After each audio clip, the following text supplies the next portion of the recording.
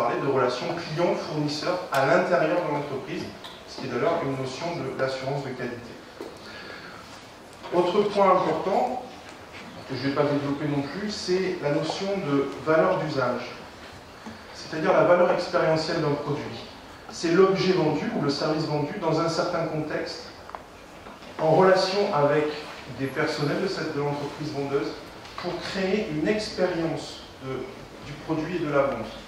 J'aime bien l'exemple de Nespresso, qui vend du café, mais qui le vend à un prix exorbitant, parce qu'en fait, si vous en restez au prix du café, vous dites c'est complètement absurde que je puisse acheter du café ce prix-là.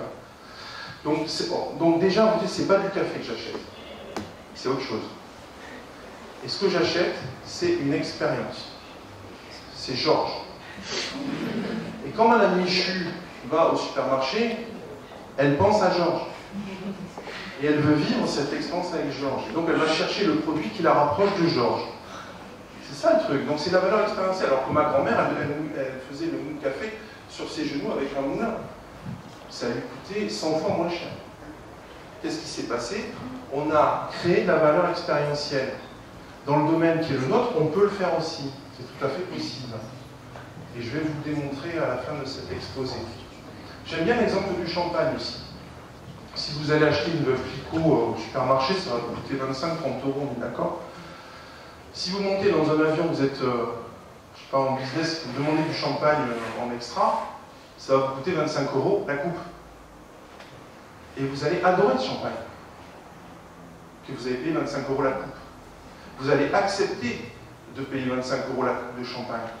Dans cet environnement-là, à 10 000 mètres d'altitude, vous n'accepteriez jamais de le faire chez vous, devant la télé. Qu'est-ce qui se passe? C'est le même produit, c'est la même bouteille. C'est l'expérience que vous achetez. C'est l'expérience produit qui n'est pas la même. Et vous êtes prêt à payer beaucoup plus cher parce que ce que vous vivez, évidemment, n'a pas la même valeur pour vous. Dans le domaine de la santé, on peut faire ça aussi.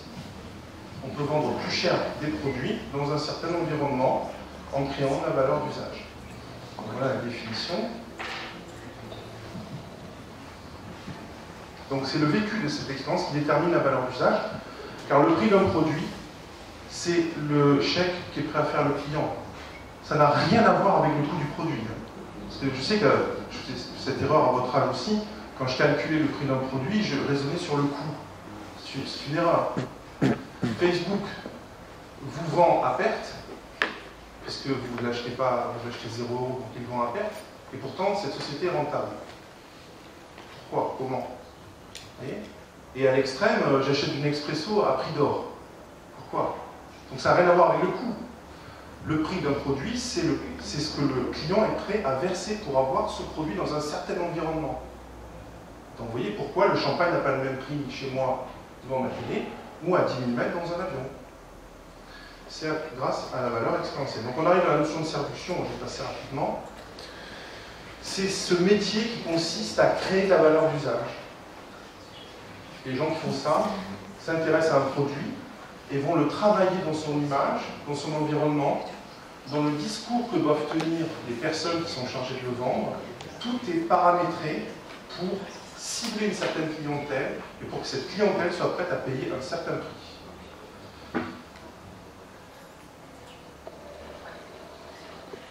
Et donc, ça, on arrive à ce modèle que je vous avais déjà vu, appliqué au marketing santé, dans lequel eh bien, c'est le patient qu'on met au centre de cette matrice pour lui vendre un certain nombre de produits, de services, qu'il soit malade ou bientôt parce qu'il est en bonne santé qu'il veut le rester. On va pouvoir définir un certain nombre de choses, de produits et de services, grâce aux réseaux sociaux. Et on va pouvoir ainsi créer de nouveaux marchés et conduire ces nouveaux marchés dans le domaine de la santé. Alors je la fais vite sur le fait qu'on est là dans le domaine des startups, évidemment, parce que le marché n'existant pas encore, il faut le créer. Et donc il faut que le modèle économique des sociétés, enfin le fonctionnement des sociétés qui pénètrent ces marchés soit adapté. Et donc le principe d'une startup découle de la crise financière, où on s'est rendu compte qu'il n'y avait plus de possibilité de financer l'innovation. Donc il a fallu que les startups trouvent elles-mêmes les moyens de financer ces innovations. Et donc ça consiste à aller le plus vite possible sur le marché, éventuellement avec une offre freemium, pour essayer de de transformer le client en utilisateur et donc en co-entrepreneur avec moi. C'est l'exemple du Candy Crunch, ça n'a rien à voir avec la santé, mais le Candy Crunch c'est ça. On vous a donné l'opportunité de jouer à un jeu gratos qui est vraiment débile et qui n'est pas plus innovant qu'un Tetris d'il y a 30 ans, quand tout le monde y joue, parce que c'est très bien fait sur le visuel, et derrière ça fait des milliards d'euros. Et maintenant, ça fait de la publicité à la télé. C'est le principe de la Lean Startup. Alors je la fais vite, mais si ça intéresse certains d'entre vous, il se fait que Montpellier est très bien équipé pour faire ça. Alors vous voyez, du coup, le patient se transforme en action, c'est-à-dire il devient un acteur de sa santé. Donc on change de paradigme, et c'est ça finalement un début de conclusion de cet exposé du jour, c'est de dire que le patient se transforme en action, devenir acteur de sa santé, et donc un consommateur. Et c'est finalement lui qui va prescrire les nouvelles solutions à produire aux entreprises qui sont connectées avec lui et qui vont anticiper ses besoins. Je disais, Montpellier est un biotope aujourd'hui qui permet, ceux qui le veulent, et je pense que quand on sort de l'université, on n'est jamais mieux placé pour créer de l'innovation et se lancer dans cette aventure un peu pathologique qui est la création d'entreprise. Mais c'est une expérience qui est un débouché professionnel. C'est une expérience qui est très valorisable dans un CV. Et vous pouvez le faire à Montpellier, avec par exemple le C2EI Cap Omega, où vous êtes accompagné, hébergé. C'est la Star Academy de l'entreprise. Donc vous pouvez le faire. Vous pouvez tenter ça. Même si ça échoue, vous aurez fait 3 ans, 4 ans, vous mettez sur votre CV, on va vous chasser. Parce que c'est une expérience très valorisable. Et si ça marche, vous gagnez des millions d'euros. Dans le domaine de la santé, il y a beaucoup d'entreprises aujourd'hui au C2EI Cap Omega qui sont dans le domaine de la santé et des applications TIC Santé. Donc TIC Santé aujourd'hui c'est un secteur majeur. J'ai parlé de la M-Santé, les chiffres sont considérables. Donc vous voyez qu'on est sorti du marketing à la papa et on est entré dans un nouveau monde donc dans lequel ce qui compte c'est de connaître son client. Donc il faut commencer par là. Il faut d'abord connaître son audience pour survivre et anticiper les besoins nouveaux et les aborder par des boucles d'itération successives sur le principe de la Lean Startup. Pour arriver donc à des modèles qui sont hyper séduisants comme celui de Facebook, puisque finalement le budget marketing on n'y a pas, très peu, parce que c'est vous qui faites le marketing pour l'inventeur. Pas de budget pub, vous faites la pub pour lui, et back office zéro, puisque c'est vous qui saisissez les informations dans le système. Donc c'est un modèle économique extrêmement profitable, donc très valorisé, et profitable par le biais des annonceurs qui évidemment vont cibler un certain nombre d'informations marketing derrière. Dans le cas de Steve Jobs, il a inventé aussi le lead management, ce qui fait qu'un possesseur d'Apple a plus de chances de payer cher un produit que quelqu'un qui est sur un PC classique. Parce que l'adresse IP est reconnue et que donc on sait que vous êtes prêt à payer un ordinateur plus cher, donc vous payerez aussi un billet d'avion plus cher. Alors, je vais la faire très courte sur la visite médicale pour dire qu'elle a été réformée. Ça, vous le connaissez par cœur. Je vais conclure. En vous disant, en vous répétant que selon moi, ce sont les payeurs qui seront les nouveaux acteurs du marketing santé, en particulier les mutuelles, et qu'elles sont elles-mêmes à l'origine d'un certain nombre d'innovations dans notre domaine pour maintenir les gens en santé. Ça commence, vous voyez, des offres groupées entre un fabricant de lunettes et une mutuelle. Donc ça commence par là, par le dispositif médical, mais ça va se propager à d'autres domaines. Le marché de la santé, j'en ai parlé, sur lequel les chiffres sont considérables, et ça permettra une véritable prévention, une surveillance de la transmission des maladies, une anticipation.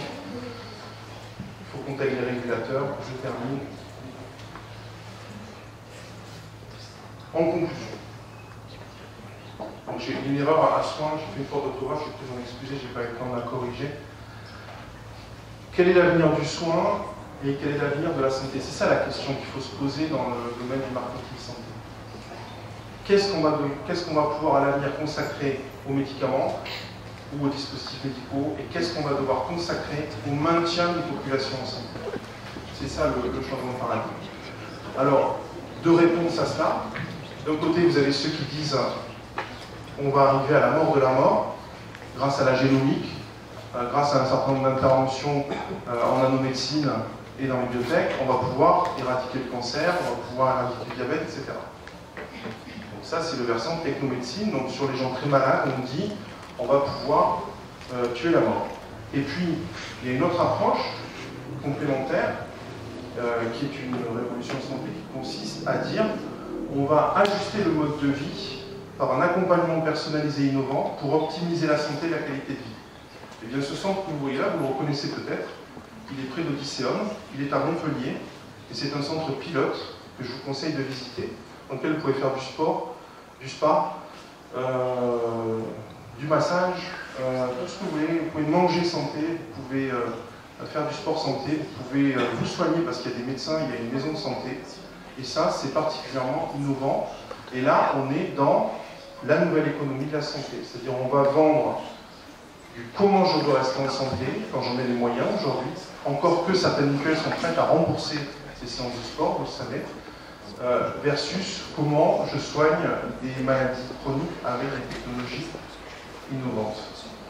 Je vous remercie et si vous voulez continuer à me suivre dans mon actualité, il y a mon blog. Vous pouvez également regarder ma chaîne YouTube sur laquelle il y a ce cours de marketing santé, il y a une dizaine de vidéos sur le sujet.